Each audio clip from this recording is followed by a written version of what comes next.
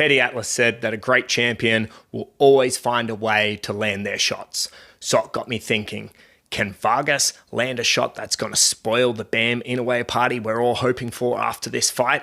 So let's break this down. Vargas is a 14-1 underdog, but looking at his last 3 or 4 fights, I don't think he should be a 14-1 underdog. I think he should be a heavy underdog, but looking at some of the things he does well, now he's not throwing a lot of punches. That's the main thing we notice first. He's not throwing with a lot of speed, but he does have a very exhaustive style for his opponents. What I mean by that, he's got this very slight, relentless foot pressure where he's just constantly edging his front foot, closing that distance on his terms in the fight. He's very good at cutting off the ring, and that can force fighters into mistakes. And then he can capitalize on that, time his punch, throwing in between their combinations, sometimes with a big overhand right. We've seen him catch a few fighters. So can he force Bam into a mistake? We've seen Bam forced into mistakes early on in fights. We've seen him knocked down. It was a great shot.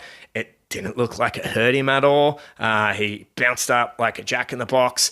He's got a real stocky frame, short neck. He rolls with punches really well, so it's really hard to properly hurt Bam. So I think Vargas might give him a bit of a competitive fight for a couple of rounds and give him more of a trial, which does put a lot of pressure on him because we need to see him run through this guy and look impressive if he wants that Inoue fight and if he wants to be considered a serious contender for that. So we talked about Vargas, we've talked about his pressure, we've talked about his timing. He's also a pretty resilient fighter. He's been in some big fights. He's climbed off the deck, so he has shown that he's got heart. I think he's going to need it because when we look at Bam's skills, there's just too many. That guy is really economical.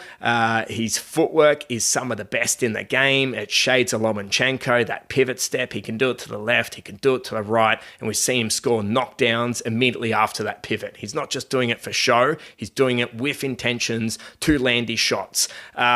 His shots are not telegraphed at all. It's really hard to see if he's going upstairs, downstairs. He's a really tight in the pocket kind of fighter, and he can just light you up and down the body and the head all night. So I think he gets the knockout mid-rounds. It does need to look impressive though, and then we'll see if we get Inoue. Now, if we do get the Inoue fight, I want you to think that is the second time this year that we'll see 2 top 10, as by the ring, pound for pound fighters fighting.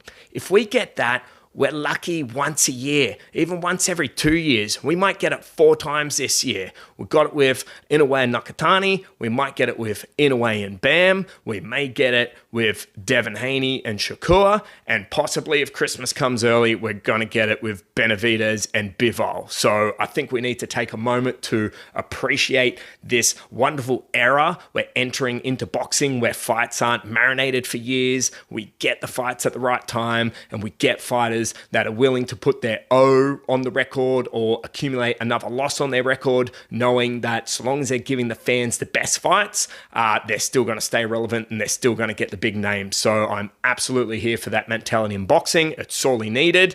We'll see if Bam gets through Vargas, and we'll talk to you after the fight. I'm Matt with Taylor the Tape.